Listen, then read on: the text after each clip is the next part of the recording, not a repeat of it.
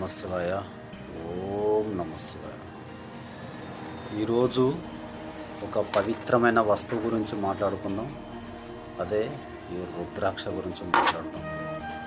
ఎవరు ధరించాలి, ఎవరు ధరించకూడదు, దాని గురించి పూర్తిగా ఈరోజు నేను ప్రజలకు తెలియపరచదలుచుకున్నాను. కావున పూర్తిగా వినండి. రుద్రాక్షలో మనకి 4 వర్ణాలు కలిగి ఉంటుంది. ఎరుపు, తెలుపు,